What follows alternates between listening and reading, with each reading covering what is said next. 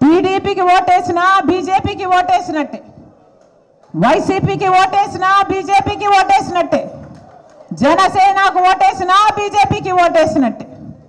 మిగతా దేశం మొత్తంలో బీజేపీ ఏమో కానీ మన రాష్ట్రంలో మాత్రం బీజేపీ వేరే ఎక్కడా లేదు. బాబు, జగన్, పవన్ ఈ ముగ్గురులోనే బీజేపీ ఉంది. బి అంటే బాబు, జే అంటే జగన్, పి అంటే పవన్. ప్రజలకు హెచ్చరించాల్సిన అవసరం ఉంది. ప్రజలను నిద్ర లేపాల్సిన అవసరం ఉంది. మళ్ళీ ఎలక్షన్లు అయిపోయిన తర్వాత నెత్తి నోరు కొట్టుకున్నా ఏమీ లాభం లేదు. ఇప్పుడే ప్రజలు మేలుకోవాలి, ఒక నిర్ణయం తీసుకోవాలి.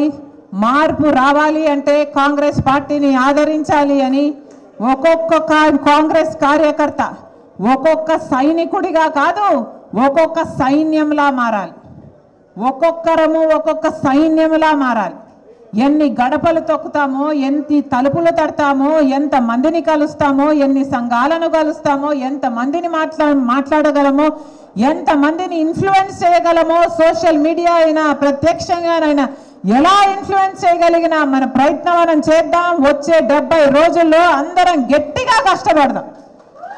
కాంగ్రెస్ పార్టీని అధికారంలోకి తీసుకొస్తేనే మన రాష్ట్రానికి భవిష్యత్తు ఉంటుంది. మన బిడ్డల భవిత బాగుండాలన్నా, మనకు భవిష్యత్తు ఉండాలన్నా మనకు ప్రత్యేక హోదా అవసరం. కాంగ్రెస్ పార్టీ ఒక్కటే అది సాధిస్తుందని ప్రజల్లోకి తీసుకువెళ్దాం.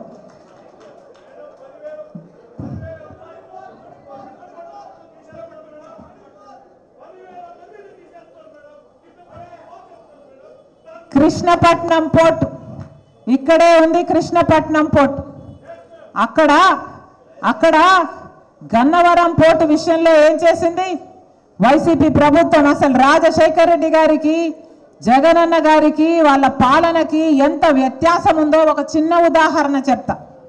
గంగవరం పోర్టు రాజశేఖర్ రెడ్డి గారు ఉద్దేశించింది 30 సంవత్సరాలకు మళ్ళీ మొత్తం పోర్టు ప్రభుత్వం చేతుల్లోకి రావాలి అని ఉద్దేశిస్తే, జగనన్న గారు అదే పోర్టుని కేవలం 600 కోట్ల రూపాయలకు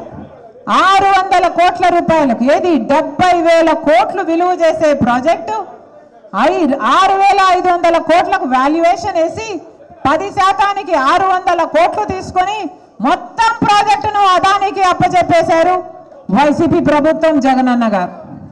అంటే రాజశేఖర్ రెడ్డి గారు 30 సంవత్సరాలలో పోర్టు మళ్ళీ ప్రభుత్వం చేతుల్లోకి రావాలి అని ఉద్దేశిస్తే, రాజశేఖర్ రెడ్డి గారు ఉద్దేశించిన 30 సంవత్సరాలలో 15 సంవత్సరాలు అయ్యేపోయింది.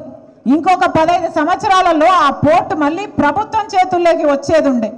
కానీ జగనన్న గారు ఆ వీలే లేకుండా కేవలం 600 కోట్ల రూపాయలు మొత్తం అదానికి శాశ్వతంగా రాసిచ్చేశారు. అంటే ఇది అన్యాయం కాదా?